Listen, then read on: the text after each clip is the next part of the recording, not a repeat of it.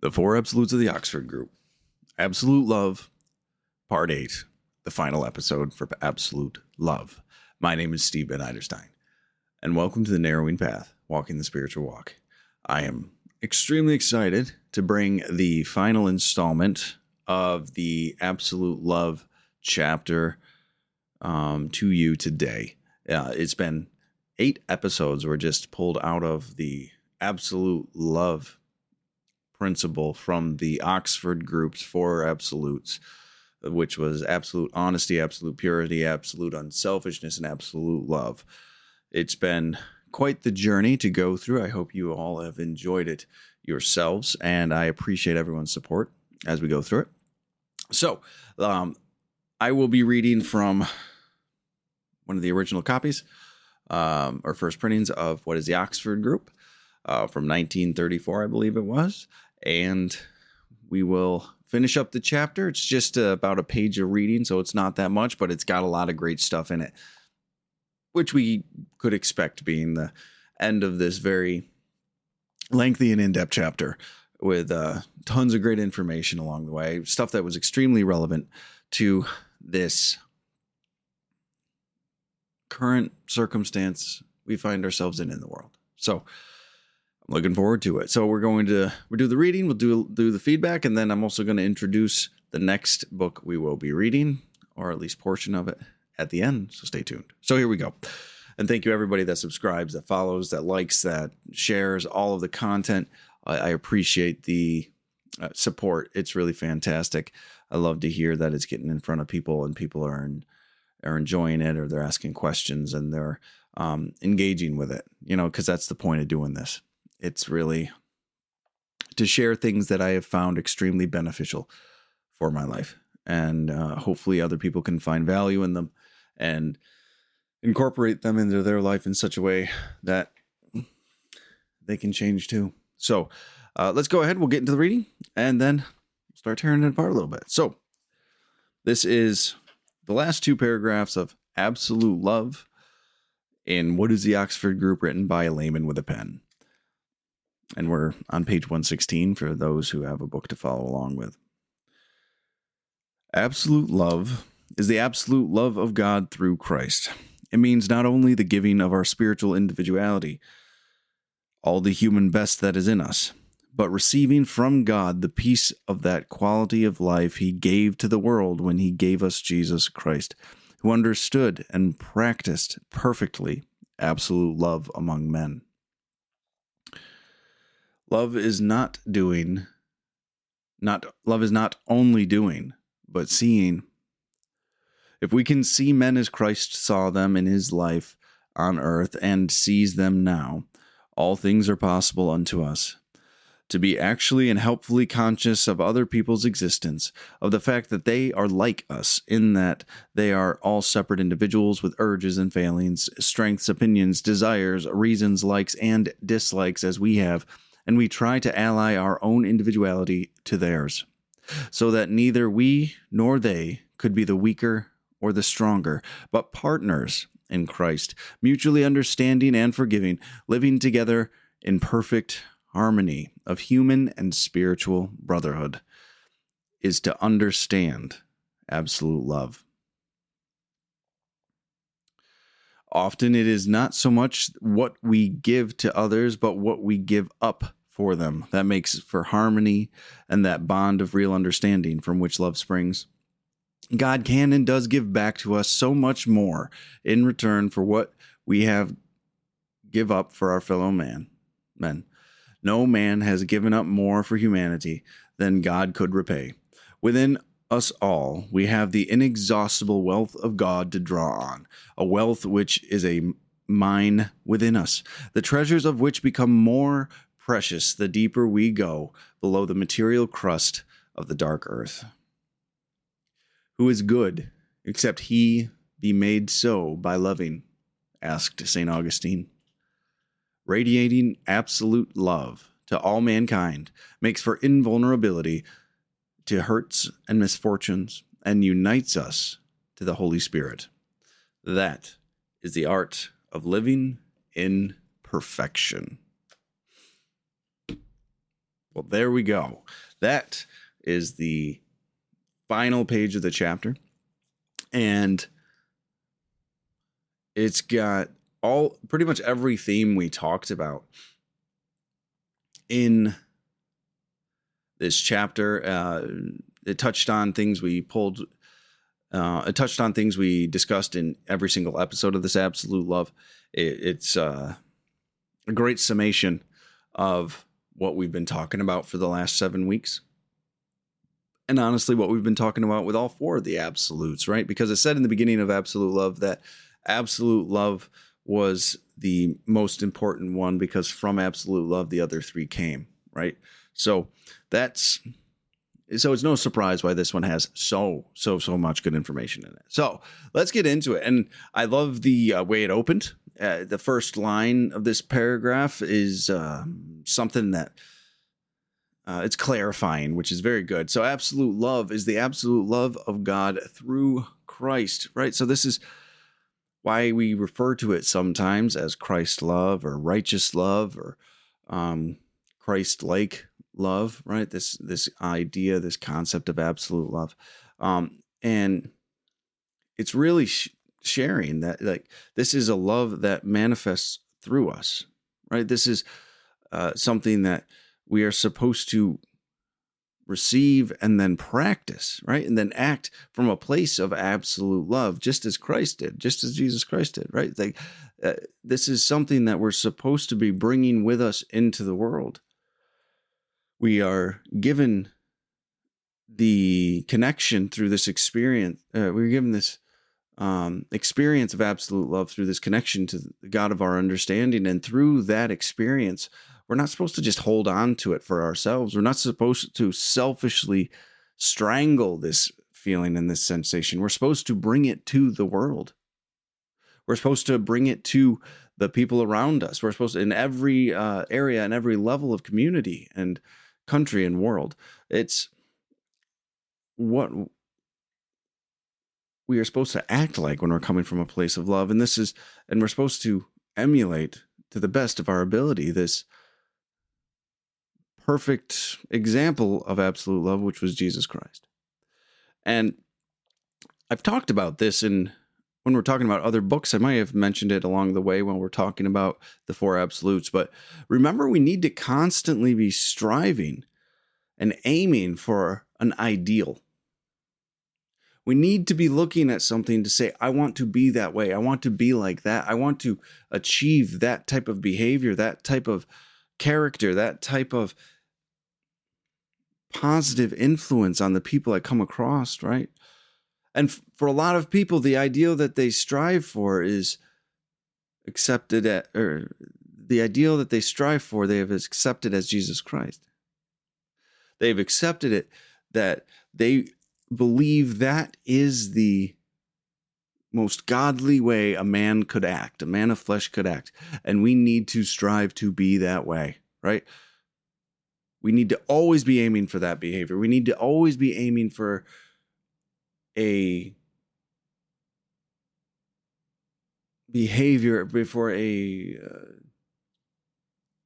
display of absolute love as Christ would have done.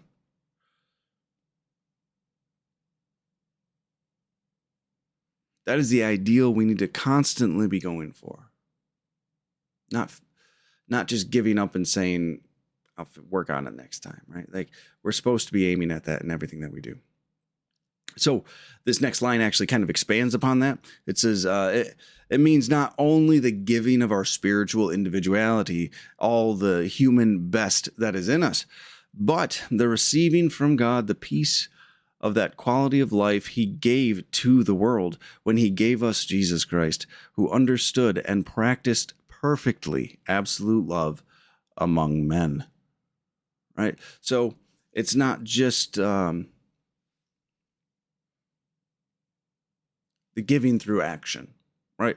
We're expanding on what this really means a little bit more here at the end, right? So it's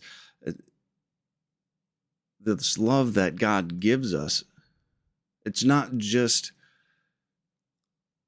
our thoughts, our words, our actions. those all come from a place of absolute love. Those all need to originate from that place, right? We've talked about how we can have disingenuous actions, right? That just appear hollow because we're trying to do the right thing, but it's coming from the wrong place. When we come from a place of absolute love, it manifests in our thoughts, in our words, in our actions, right? In our behaviors, in our character, right? But there's another piece that we have to bring in it. And that aspect of absolute love is the peace we carry within ourselves when we practice absolute love, right? They're just saying this peace of that quality of life that he gave us through Jesus Christ here, right? With that serenity that many people go for, that people want to achieve, and that people are doing anything they can to get. That's why a lot of people have all these addictive behaviors, whether it's to substances or other behaviors unhealthily, and are doing the things that they're doing is to achieve some semblance of peace and serenity and love and calmness in their life, right? But this is the key to this whole thing, is to practice from a place of absolute love. Jesus Christ was the greatest example of peace that comes from the practice of absolute love with our fellow man, right? We receive that peace as well. And we bring that with us wherever we go. I've talked about it on this podcast before. Those people that you're just around and you feel calmer. You feel relaxed. You feel like you can breathe a little deeper. Your shoulders can drop a little bit. Those are the people that have the peace of God within them. And those are the people that are practicing absolute love in so many ways we probably couldn't even count or realize. Those people exist. I've come across them. And that's what I strive to be. I strive to be somebody that practices absolute love in every area of his life to the best of my ability in any given moment. And to bring with me the peace of mind, the peace of soul that comes with the practice of absolute love that we're talking about here. Because that peace, that serenity, is the biggest gift God gives us.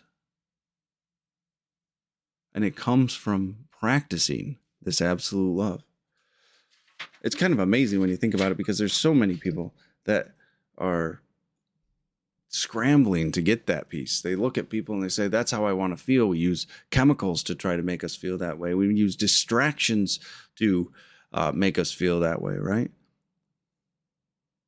But it comes from the practice of absolute love. And also, I might say, the relentless practice of absolute love, right? Remember, we want to be constantly pursuing this ideal, this, for those who are Christian or follow the teachings of Jesus, to the constant pursuit of behaving with Christ-like character, to hold absolute love in our hearts. That's what we're supposed to be pursuing.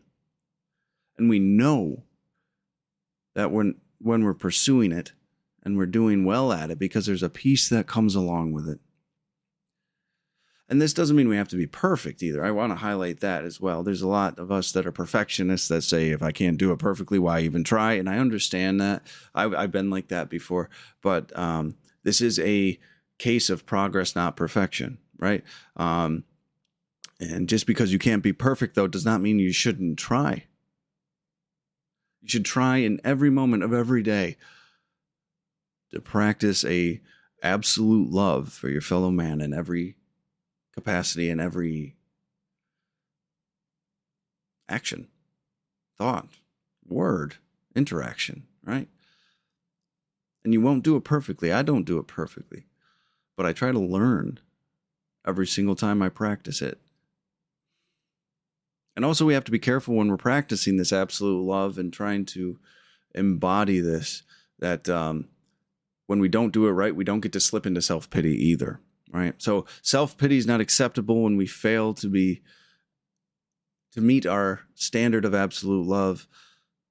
But the risk or inevitability of failure does not excuse us from the constant pursuit of absolute love. Right? We keep walking towards the target. We keep walking towards this ideal and these behaviors, and we grow in our relationship with the God of our understanding. But we have to all start right where we're at too. We have to be willing to do this badly. So when we fail, we learn and we grow and we change and we adapt and we understand more about ourselves. We understand more about what we're doing. We understand more about what it is to bring absolute love and to bring this piece of soul with us into the world. That's what we're trying to do. Well, yeah, we have to start by being willing to do it badly and take guidance and take direction, take instruction, take constructive criticism too. But we're going to go on a little bit deeper into this. Love is not only doing, but seeing. If we can see men as Christ saw them in his life on earth and sees them now, all things are possible unto us. Now, what does that mean? Now, we've talked a lot about our actions, where we have to function from, our thoughts, our words, how we interact with our family, our neighbors, our community, our states, our countries, our other world power, whatever it is, right? Whatever level we were talking about instituting absolute love at, right? The actions, the perspective, the actions, the ideas, and the words we use need to come from absolute love. But those are all quantifiable actions. We also need to see differently. This is such an important point. This is really a cornerstone of practicing absolute love effectively. It's not just the actions, but it's about your intentions coming from a place of absolute love. And when you have absolute love in your heart, when you have a loving intention, right, you start to have a perspective. You start to have a perspective that's framed in absolute love. Whenever we're looking at another man, whenever we're looking at another person, whenever we're trying to interact with the world in a certain way, right? Whenever we view the world, when you have absolute love in your heart, it will change your perspective. This is not only doing, but seeing. How are you interacting with the world? How are you seeing the world? What's the perspective that you are taking on the world? That is reflective of what you hold in your heart. If your worldview is dark and dreary and hopeless and despairing, that's what you hold in your heart. If it's compassionate and kind and understanding and loving and caring, non-judgmental, accepting, that's what you hold in your heart. We have to switch our perspective. We have to switch the eyes we see the world through from a selfish, self-centered, and self-absorbed pair of eyes. We need to see others in the world as Jesus saw others in the world. We need to see them with love and compassion, with understanding and perspective. A perspective formed from absolute love removes the condemnation, removes the judgment, the ego justification of I am better than or I am worse than. The selfish and self-centered heart is most easily identifiable through how you view the world. And when you come from a place of absolute love and we see other people as children of God and other individuals worthy of dignity and respect, regardless of what they do, other people just like us, we see them as equals to be helped and lifted up rather than bad or see their shortcomings or less than.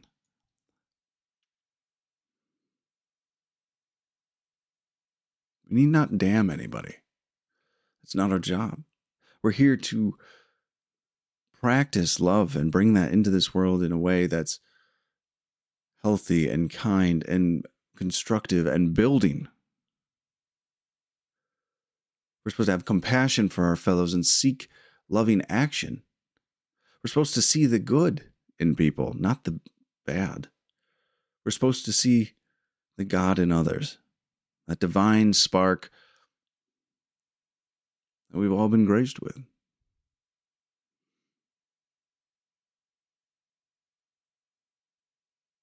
Right? One of my favorite sayings is, the God in me sees the God in you. Right? It's just, we're more than just animals. We're made in the image of God. We have this ability to think and discern and follow righteousness and follow love. We're able to set aside selfish and self-centered desires and interests to actually pursue something healthier. And we need to bring that into how we view the world and how we see people and how we see situations from a point of compassion and love and forgiveness rather than competition. And this next line that of the reading really talks about it. It's to be actually and helpfully conscious of other people's existence, of the fact that they are like us in that they are all separate individuals with urges, failings, strength, opinions, desires, reasons, likes and dislikes, as we have, and try to ally our own individuality to theirs so that neither we nor they will be the weaker or the stronger, but partners in Christ, mutually understanding and forgiving, living together in perfect harmony of human and spiritual brotherhood is to understand absolute love. So to see people exactly as they are, to see people as the people that they are and the individuals that they are, and to know that they have their shortcomings, that they have their failings. This is a absolutely relevant and incredible quote to be talking about right now. It's beautifully written too, right? Because it's not just to see someone's worth in a materialistic and superficial sense. We're supposed to see them as individuals, as you and I are individuals, not as what we deem is appropriate and right for them to be doing, but to help guide them and connect them to a God of their understanding, as we have been connected to a God of our understanding, and to show them the absolute love that we have been graced with the opportunity to connect with. Not to put people down, not to shove people away, not to prioritize one over the other. We're here to view other people as individuals. We are all human beings, none without their faults and mistakes. I know I have plenty. I'm not perfect. I do a lot better today. I've had a lot worse days in my life. I've been a much different person at times in my life. But today, I'm still not, obviously, where I'd hope to land. And that gives me the opportunity to do the work on myself and to continue to grow and change and evolve and to become a more loving person, a more peaceful person, a more accurate reflection of what absolute love is to other people. And to judge people for their story, for their experiences and what they've done, it's not really my job. It's not my job to condemn. It's not my job to put down. Because I have my own. And that's what it's saying. They relate to each other as individuals. We all have had an experience. We've all had terrible justifications. We've all been a victim of something somewhere, somehow, in some way. And to say one is worse than the other, to say I deserve to be treated differently than another, that's just a false presentation. That's disingenuous. That's egotistical and self-centered and self-absorbed. And that'll take us down a really ugly path. That'll take us down a really painful path as well. that'll be really hard to pull out of.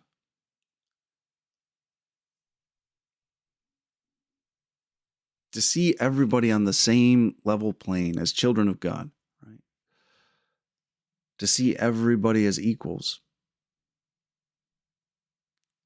And to stop emphasizing the differences and separating ourselves from each other and having these little camps, whether it's over race or gender or political ideology or religion or denomination or socioeconomic class or this or that or region you were born in or country you like.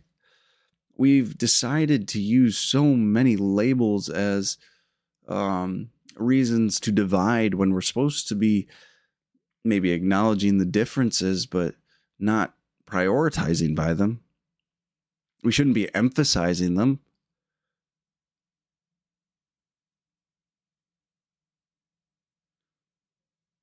Because we're all just humans. We're one step below God, right? We were made in the image. If you follow that belief, all of us. And we make decisions that we can along the way, right? And I love the way that last quote ended. Is to live together in perfect harmony of human and spiritual brotherhood is to understand absolute love. To live together in perfect harmony of human and spiritual brotherhood, right? We are one in flesh. We are one in spirit. The spirit's going to have to come first. Because that's the only way we can get around these superficial judgments and this egotistical way of living. That's the only way we can get around them, is to actually embrace the spiritual on an individual level and then practice that and share that with others so they can actually have an experience themselves. This is the goal. This is the goal of what anyone who practices absolute love is. This is what we are trying to accomplish. This is where we want to get to, is this perfect harmony of human and spiritual brotherhood. And to understand what the truest meaning of absolute love is. It's not to condemn and leave behind, but to forgive and grow with.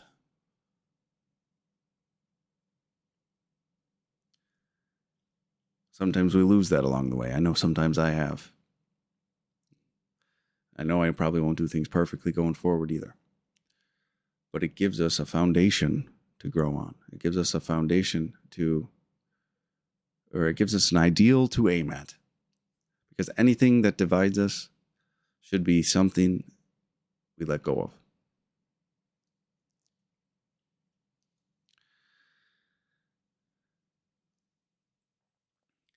And that letting go of is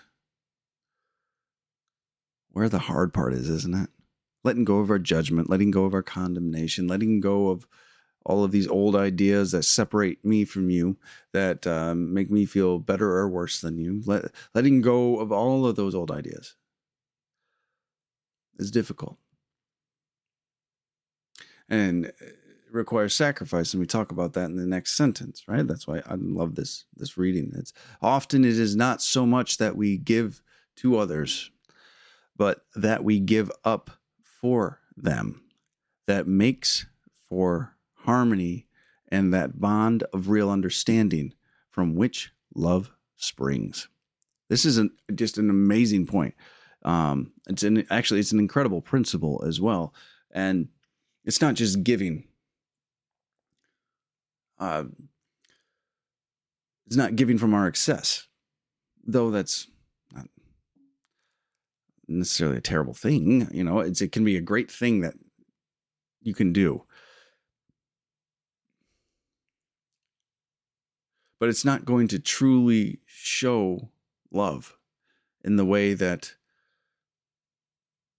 absolute love will be displayed, because it is not giving from our excess that shows absolute love and godly love and Christ-like love. It is giving from our poverty. It is when we sacrifice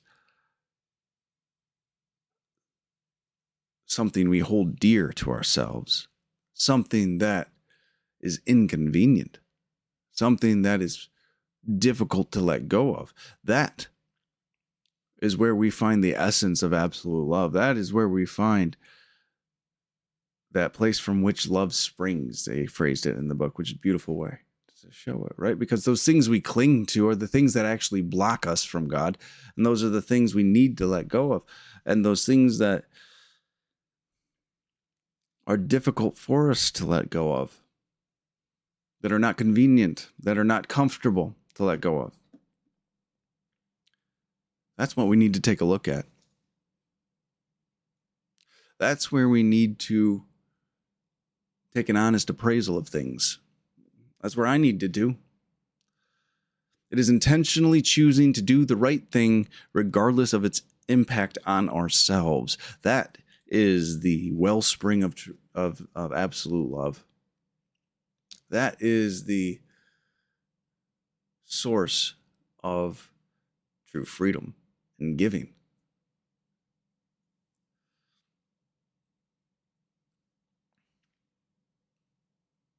Though a lot of us kind of lose that message along the way, right? It's oh, I have extra of this, I'll give it, which is, like I said, that's great, but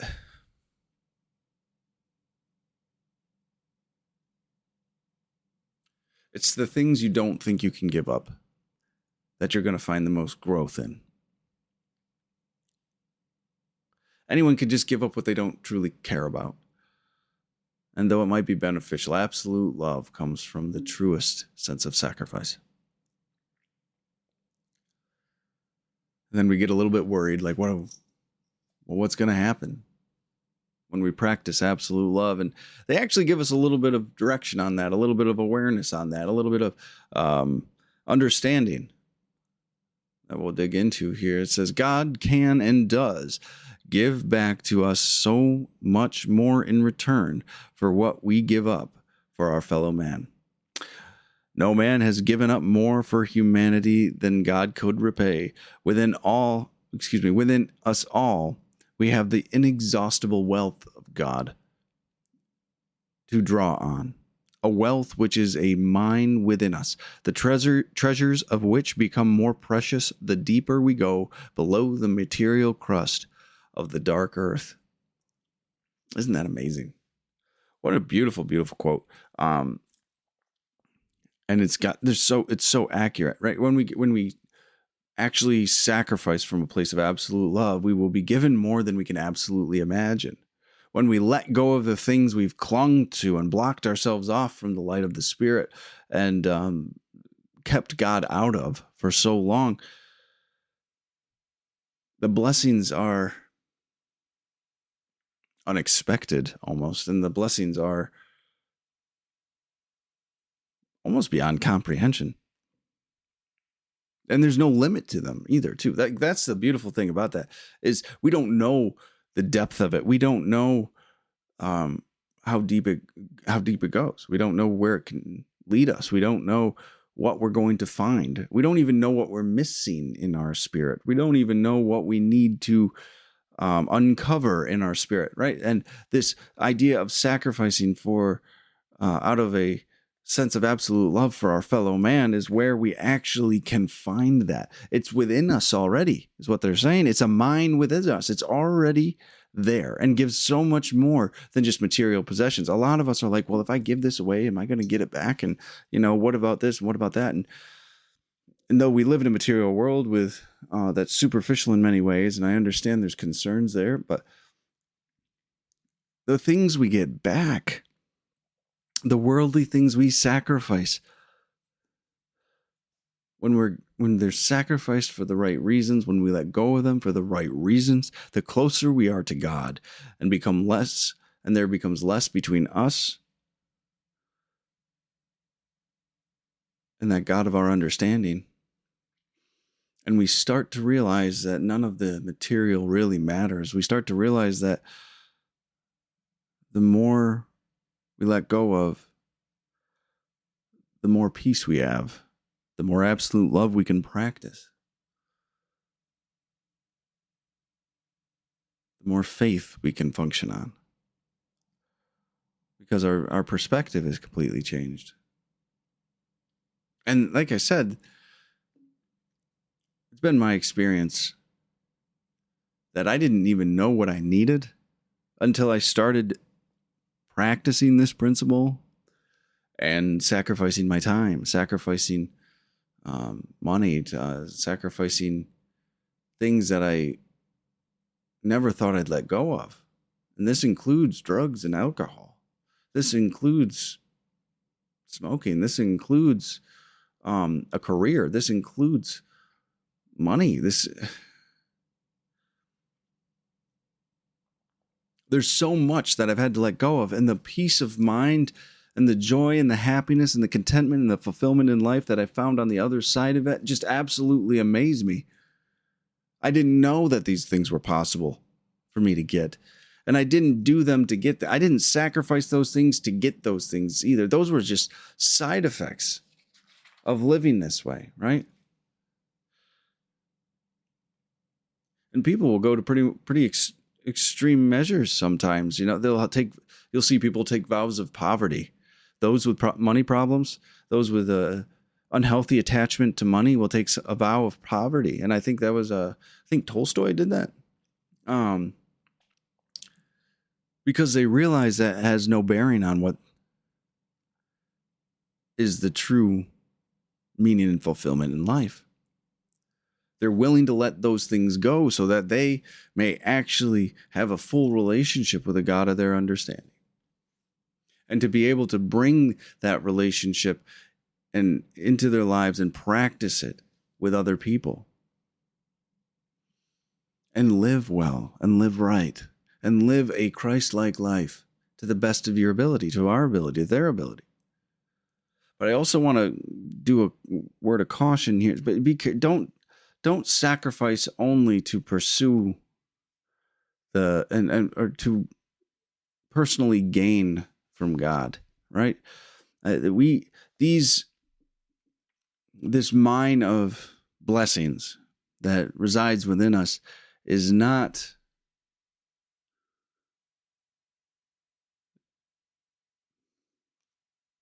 one that produces when we're selfishly trying to make it produce. We have to take actions and from absolute love and make the appropriate sacrifices. And through doing that, our relationship grows deeper.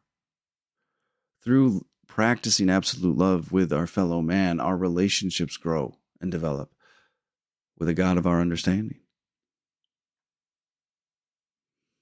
And then as a side effect, we get these blessings.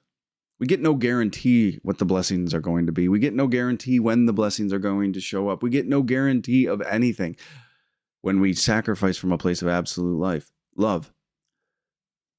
But when they do come, most of the time they'll sneak in on you and you won't even realize it. I didn't recognize serenity until I was right in the middle of it, and I was so grateful to have experienced it. Even in that first fleeting moment of serenity where I felt stillness, where I felt peace, that I can now call upon at any moment. What a powerful thing. What a incredible thing to do is to be able to call that forward at any moment and try to live from that place. But I didn't know what that was. If I had asked God for the blessing, which blessings to give me, I would have shortchanged myself. I would have been disappointed. I wouldn't have even known what I was missing out on. And what I would have asked for would not have fulfilled the way this does. It's amazing how this works when we're doing it for the right reasons. And they quote St. Augustine here, which summed up that doing the right thing for the right reasons, right? It's who is good except he be made so by loving. It's not you're just automatically good and Well, here's the goodness, here's the loving, and just go hold on to it and don't share it with anybody, right?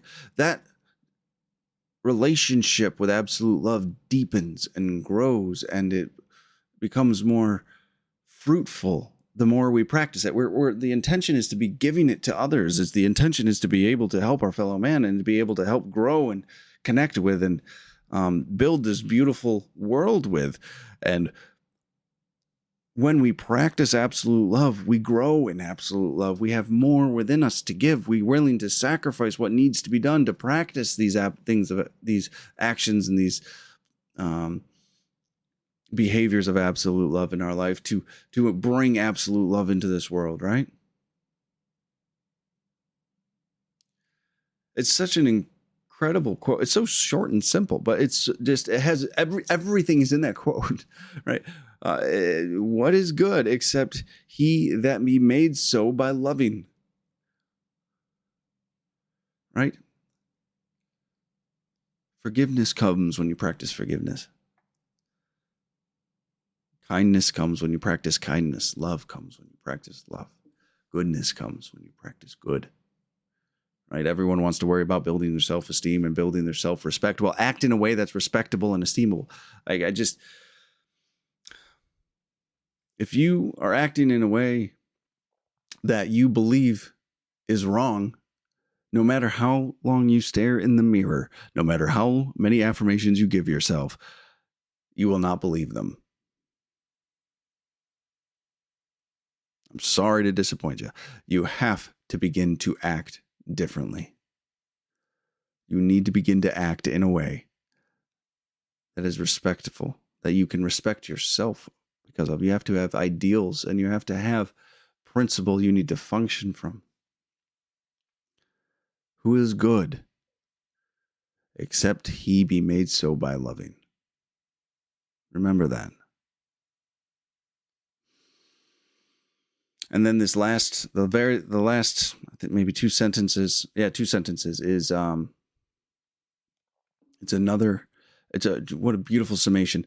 Radiating absolute love to all mankind makes for invulnerability to hurts and misfortune and unites us to the Holy Spirit.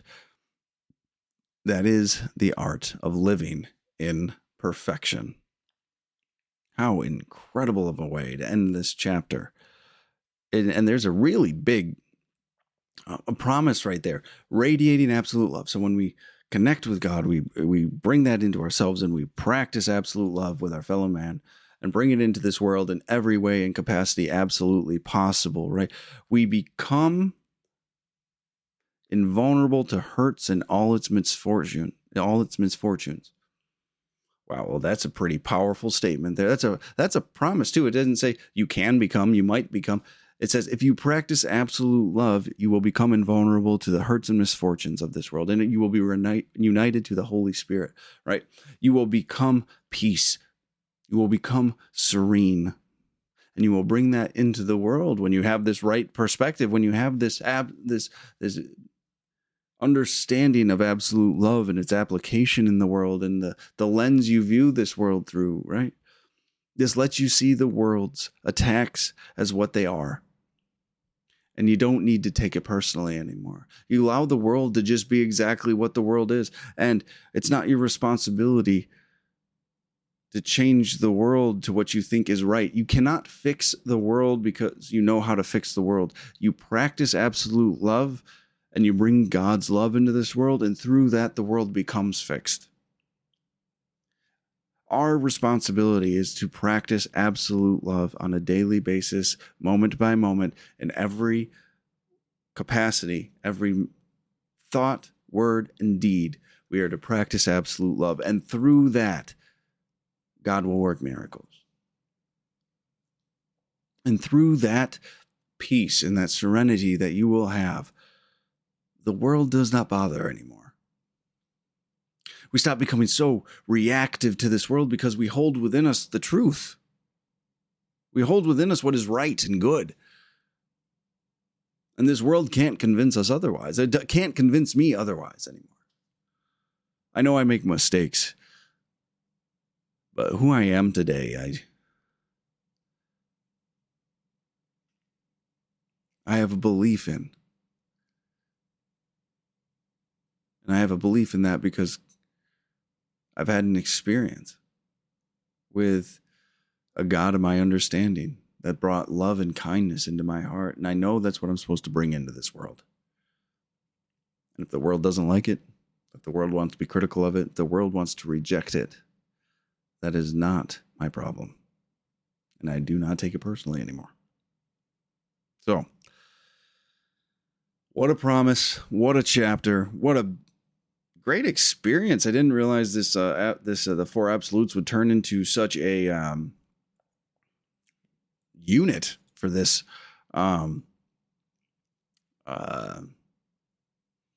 podcast, but this has been an incredible journey through these Four Absolutes, and I've really, really appreciated the love I've gotten back from it, from you guys, and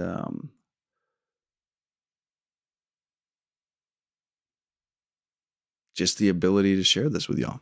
So thank you so much for that. Now, what I'd like to do is introduce the next book. So I alluded to it last week that I'm going to be, I've read this book many times, and I have implemented things from it every single time. And this time I'm doing a very intentional and thorough working through the book. And I would like to take y'all with me with it, actually, and have some conversations about it. And hopefully you guys can grow right along with me. And this is another James Allen book. Surprise, surprise. I know y'all are. But it's called Out from the Heart. That will be the next book we're going through. Specifically, we're going to be going through the chapter. It's called First Steps in the Higher Life. Now, there is so much in this book that is absolutely incredible and relevant. So we probably will go through all the chapters eventually on this podcast, but I really wanted to focus on this first steps in the higher life because there's so much fundamental good information in it. And it's things that where I am now in my own personal life, I needed to take a look at my foundations. You know, every once in a while, you need to take a look at your foundations and see where you can improve and where you can change and what you need to do differently. So I'm really excited to bring you all along again, Out from the Heart, James Allen. And I'll be reading from one of two copies I have from that are very old. I do not know the dates on these. These are old enough. They did not provide the dates in the front, but I will be reading from these for accuracy's sake, and we will go from there. So I am grateful for everyone that stuck with me this long, and I will be looking forward to this next book.